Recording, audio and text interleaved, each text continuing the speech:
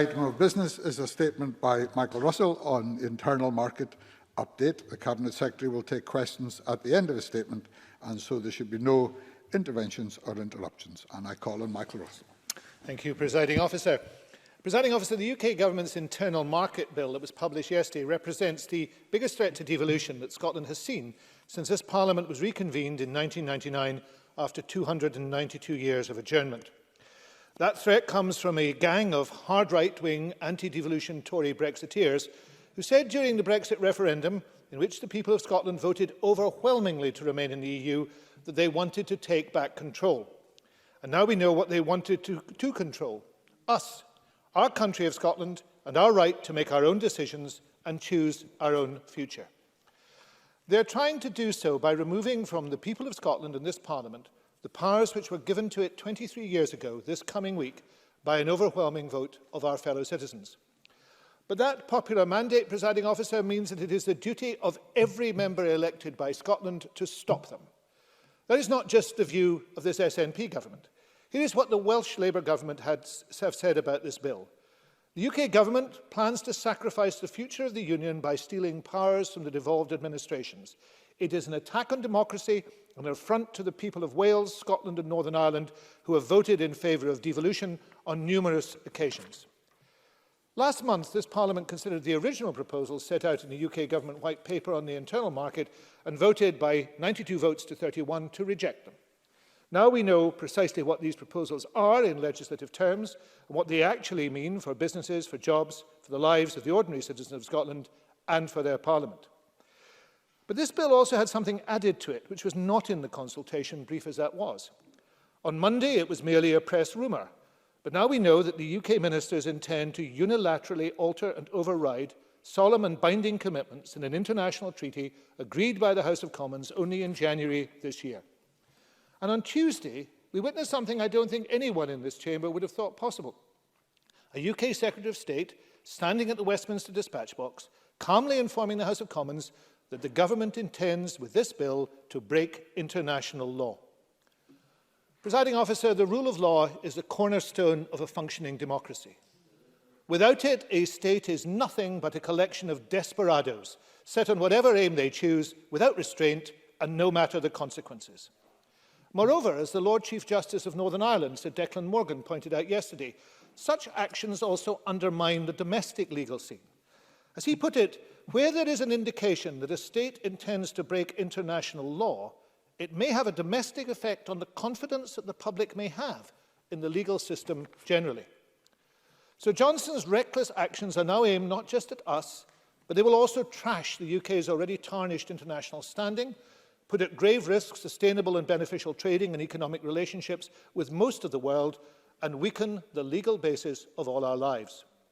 And all that whilst he and his irresponsible and reckless government are hurtling in the midst of a pandemic and the worst global recession in many generations towards a hard EU transition deadline of the 31st December, a deadline entirely of its own choosing, with only two bad options left: a disastrous no deal or an almost equally damaging low deal, and armed only with block-headed arrogance, a false sense of exceptionalism, and this entirely unnecessary and deeply damaging bill, which will actually make every problem worse.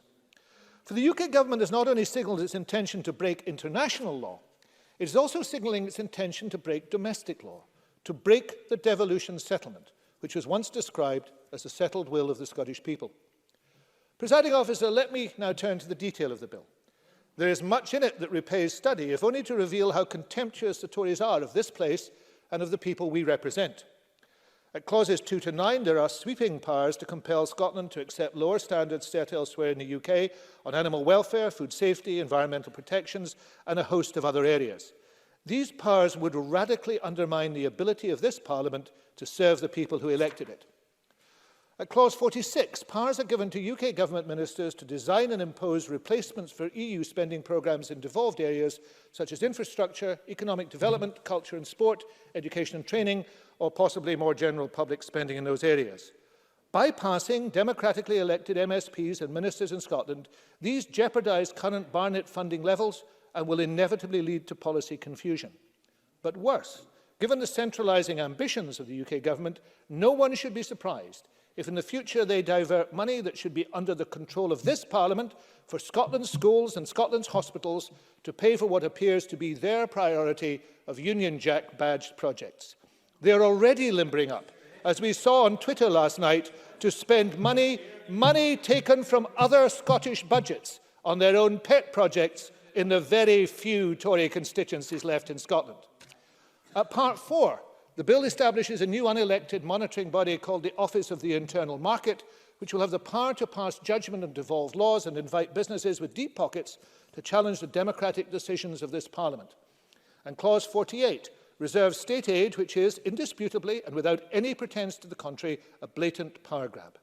As we also know, as a result of the decision sneaked out yesterday in the midst of this bill chaos, the state aid provisions will merely mirror those of the WTO, making a deal with the EU even more difficult and provide little or no scrutiny or rigour.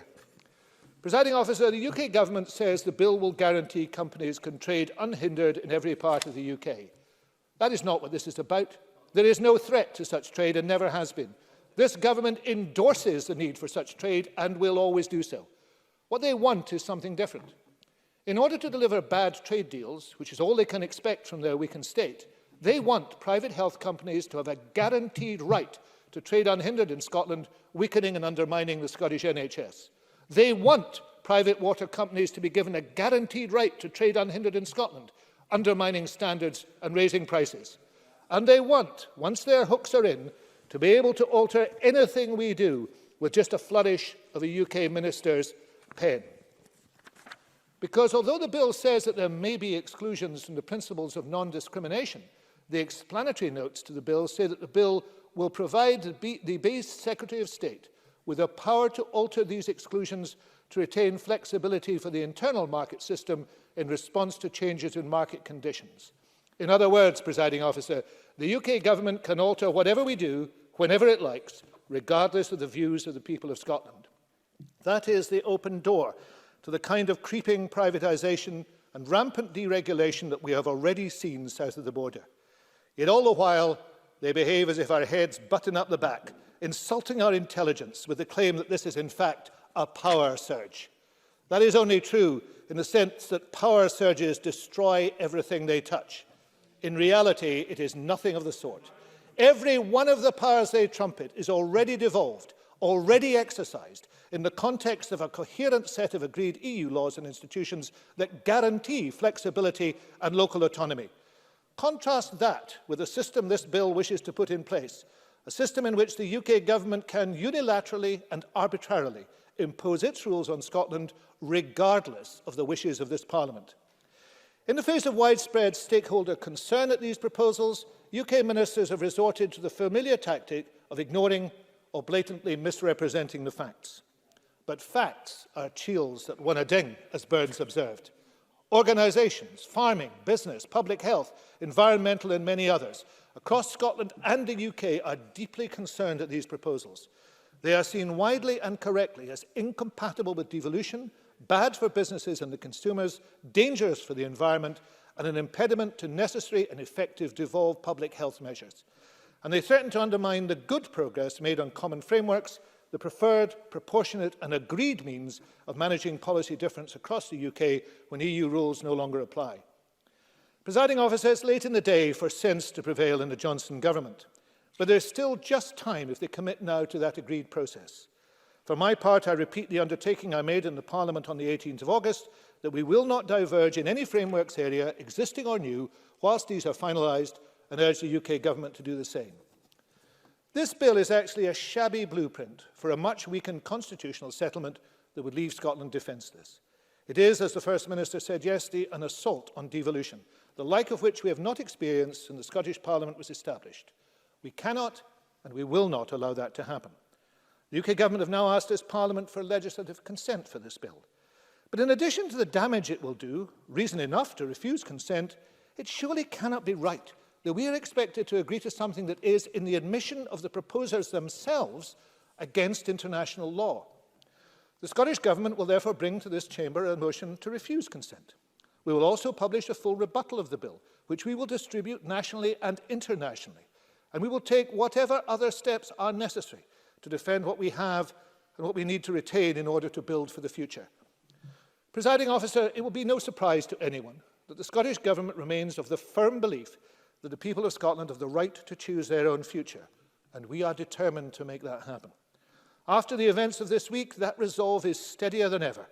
That is why, before the end of this Parliament, we will set out the terms of a future referendum clearly and unambiguously to the people of Scotland in a draft bill. But even if you don't believe, even after all this, that our interests as a nation would be better served as a full, normal EU member state, no member of this Parliament, of any constitutional or political persuasion, will, I hope, consent to a bill that offends international law whilst also breaking and discarding the established constitutional settlement. If any member does vote for that, then what they are voting for is not just Tory illegality, it is in fact the end of devolution.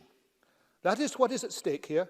That is what we must all defend with every skill we have, with every ounce of determination we can summon, and with a steely resolve never, never to be defeated.